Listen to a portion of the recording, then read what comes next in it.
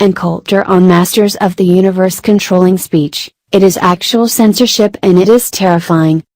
At the Breitbart news event Masters of the Universe, Big Tech versus Free Speech and Privacy in Louisiana on Thursday night, author Ann Coulter said that internet speech controls have gone far beyond criticizing flawed reports as fake news.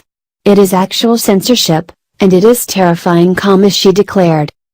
Coulter praised the internet as the greatest thing to happen to the right, so naturally the left is now desperately trying to assert control over it.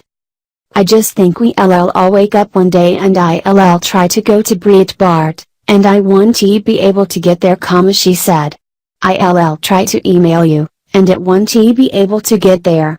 I want to be able to find the Drudge report. The internet has been a disaster for the left, Coulter pronounced. The left already controls all the institutions. They have all the networks. They have all the newspapers. They have the schools. They have the universities.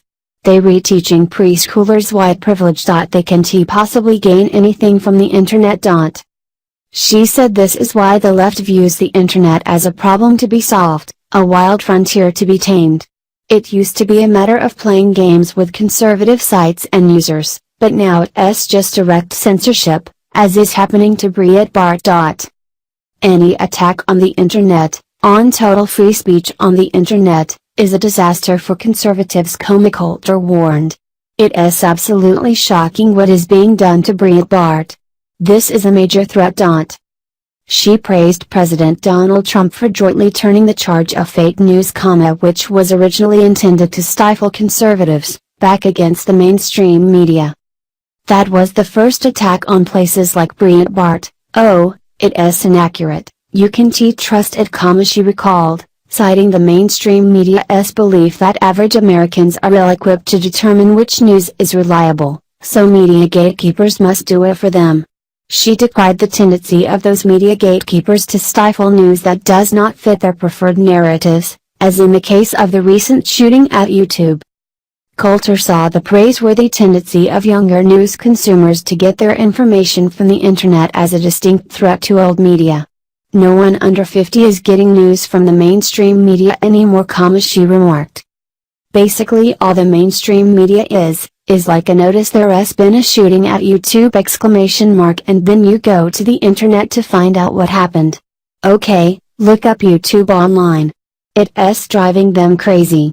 So they start by attacking the crowdsourced news as inaccurate.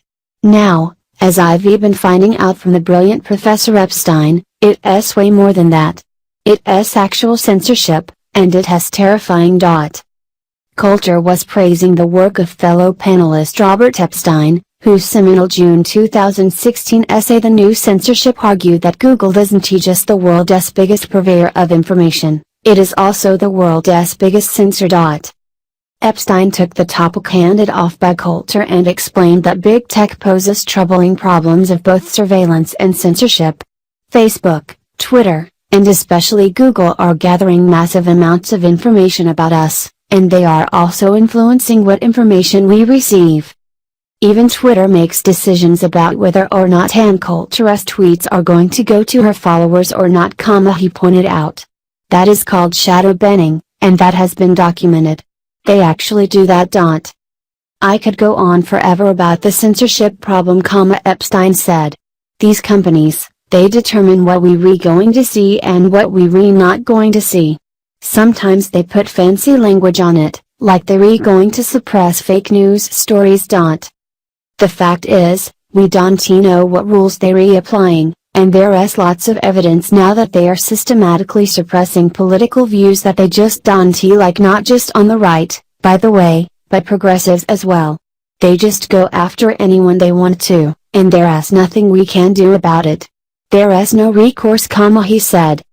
Epstein observed that much of this stealthy censorship is carried out automatically by algorithms that are completely inscrutable to the general public. If Breitbart published a nice satirical piece, brilliantly written, wouldn't that look like a fake news story?